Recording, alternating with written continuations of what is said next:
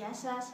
Μου ζητήσατε να σας γυρίσω ένα βίντεο με τα πινέλα που έχω στη συλλογή μου και αποφάσισα λοιπόν να σας τα δείξω τώρα, μιας και είναι φρεσκολουσμένα και στεγνωμένα. Να σας πω ότι έχω 2 σετ αρχικά και μερικά μεμονωμένα. Θα ξεκινήσω από το ένα σετ που το είχα πάρει από τα Lidl για 10 ευρώ μαζί με μια θήκη που είναι πάρα πολύ ωραία και βολική για ταξίδια. Ξέχασα όμως να στη φέρω, να σας τη φέρω να σας τη δείξω. Δεν πειράζει, συνεχίζω, κάποια άλλη στιγμή θα το κάνω.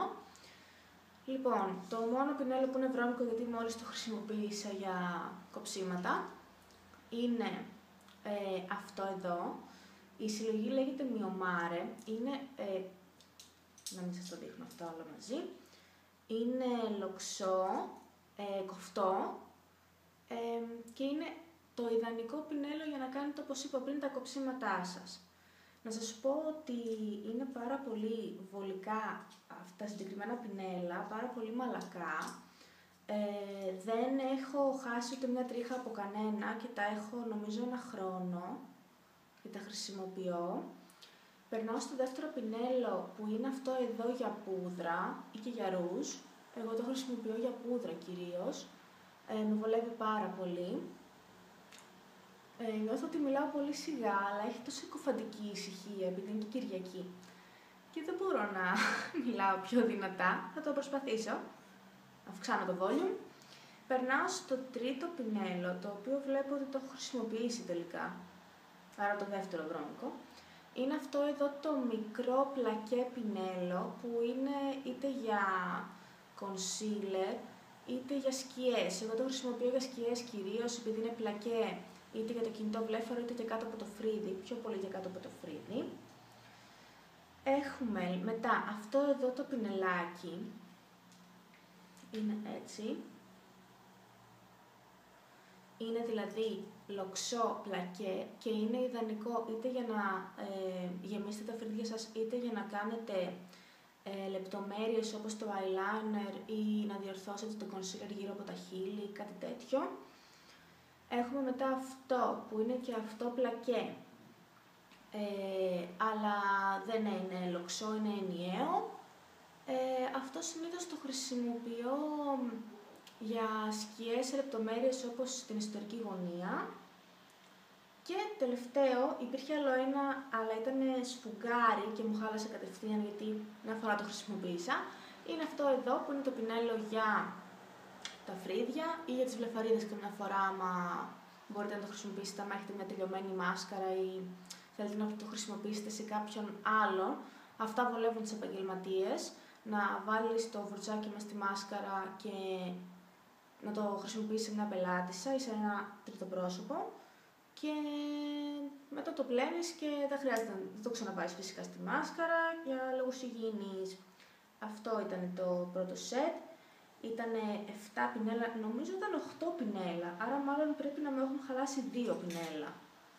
Νομίζω ήταν 8 σύνολο, αυτή τη στιγμή έχω 6, άρα ναι, πρέπει να ήταν 8. Λοιπόν, δεν ξέρω και πού να το ακουμπήσω. Θα κάνει λίγο θόρυβο. Δεν πειράζει. Συνεχίζω με το δεύτερο σετ που το είχα πάρει από ένα μαγαζί. Δεν το έχω πάρει όλο, γιατί δεν τα έβρισκα, δεν τα ανανεώνανε τα πινέλα τους.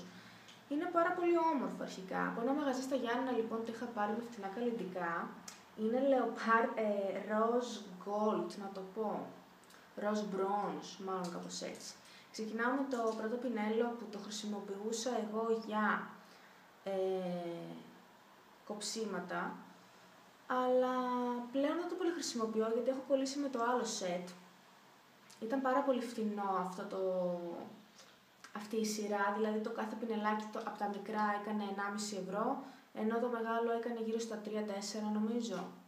Είναι και αυτά υπερβολικά μαλακά, πέραν του ότι είναι πολύ όμορφα. Είναι υπερβολικά μαλακά, δεν μου έχει χαθεί ούτε μία τρίχα από κανένα, δεν μου έχει ξεκολλήσει τίποτα. Το δεύτερο πινέλο που έχω είναι αυτό εδώ. Το χρησιμοποιούσα για concealer, είναι πλακέ και λίγο κονικό. Κυρίως για concealer το χρησιμοποιούσα. Το πινέλο για τα φρύδια της βλεφαρίδας που σας έλεγα. Ένα πινέλο που αυτό μου έχει λίγο ανοίξει, ήταν πιο πυκνό και ήταν ιδανικό για το eyeliner. Τώρα, εντάξει, συνήθως πάλι για eyeliner το χρησιμοποιώ, επειδή χρησιμοποιώ gel eyeliner. Έχουμε μετά αυτό εδώ το πινέλο, που είναι πυκνό και πώς να το πω, σφιχτό πινέλο πολύ, και ακριβώς το ίδιο σε πολύ πιο πυκνό και μεγάλο είναι αυτό εδώ. Αυτά με βολεύουν είτε για να χρησιμοποιήσω highlighter κάτω από το φρύδι στις εσωτερικές γωνίες, είτε για glitter, για τέτοιες δουλειές με βολεύουν πολύ. Αυτό ήταν το δεύτερο σετ και πάω στα μεμονωμένα πινέλα. Από το ίδιο μαγαζί είχα αγοράσει αυτό εδώ το πινέλο που είναι πανέμορφο, γύρω στα 5 ευρώ. Είναι το πιο μαλακό πινέλο που έχω από όλα, μέχρι και από αυτόν που έχω από τα Sephora που θα σας δείξω.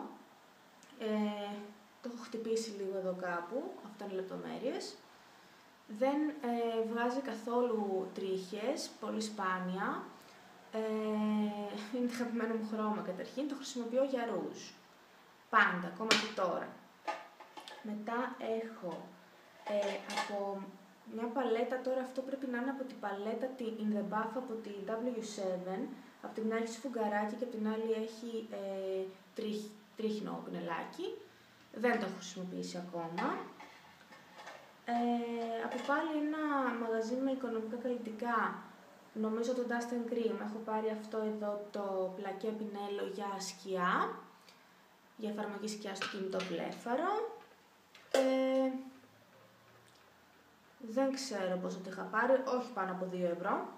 Μετά έχω πάλι από τα Dust & Cream αυτά τα δύο πινέλα που τα χρησιμοποιώ για blending. Το ένα είναι κοφτό, λοξό και το άλλο είναι απλά, πώς να το πω, φουντωτό, δεν είναι λοξό ή κάτι τέτοιο.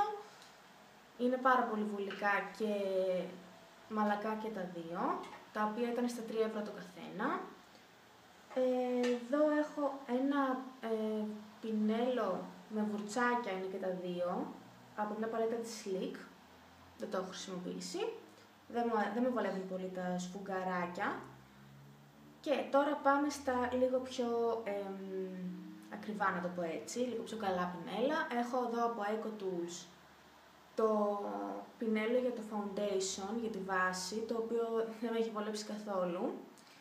Το έχω χρησιμοποιήσει για να εφαρμόσω μάσκα, κυρίως, αλλιώς για, δεν ξέρω, ενώ είναι πάρα πολύ μαλακό, πάρα πολύ πυκνό, σφιχτό, πολύ ωραίο πινέλο, δυστυχώς δεν με έχει βολέψει. Καμιά φορά για concealer, για πούδρα εδώ στα μάτια, για highlighter ίσως, αλλά δεν με έχει βολέψει καθόλου το σχήμα του, ενώ το πινέλο είναι πολύ αξιόλογο. Και περνάω σε δύο πινέλα από Sephora. Από την παλιά σειρά είχα βρει σε προσφορά το πινέλο Βεντάλια. Καταρχήν είναι πολύ όμορφο. Λέγεται Highlighting Fan, δηλαδή Βεντάλια, συγγνώμη, για το highlighter. Και είναι το νούμερο 122, δεν ξέρω αν φαίνεται. Είναι πάρα πολύ ωραίο πινέλο και για να διώχνεις τις σκόνες από τις σκιές που πέφτουν κάτω από τα μάτια και ειδικά για highlighter. Το είχα πάρει νομίζω 5 ευρώ, το είχα πάρει πολύ καλά. Και το πιο καλό πινέλο που έχω στη συλλογή μου είναι αυτό εδώ από τα Sephora. Είναι το πινέλο Mineral Powder, δηλαδή για πούδρες, το νούμερο 45. Είναι κάπως έτσι. Είναι πολύ πυκνό, πολύ βολικό. Εμένα με έχει βολέψει πάρα πολύ για να εφαρμόζω το make-up. Όταν εφαρμόζω με πινέλο το make-up, σπάνια δηλαδή. Γενικά δεν το πολύ χρησιμοποιώ γιατί το λυπάμαι, δεν ξέρω. Με έχουν βολέψει άλλα πιο πολύ και προτιμώ, επειδή έχω και τα σημάδια από την ακμή, να χρησιμοποιώ τα δάχτυλά μου και να τα πλένω. Αλλιώς θα πρέπει να το πλένω κάθε μέρα και θα το χαλάσω πολύ πιο γρήγορα αυτό το πινέλο. Αυτό το πινέλο το είχα πάρει σε προσφορά στα 11 ευρώ νομίζω.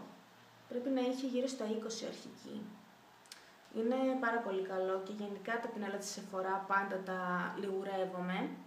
Αλλά τα θεωρώ αρκετά ακριβά και αφού έχω αρκετά πινέλα όπως είδατε, εντάξει, και βάφω μόνο τον εαυτό μου προς το παρόν έστω, δεν έχω ασχοληθεί περαιτέρω. Αυτά από μένα. Ό,τι απορία έχετε μπορείτε να με ρωτήσετε και φιλάκια πολλά.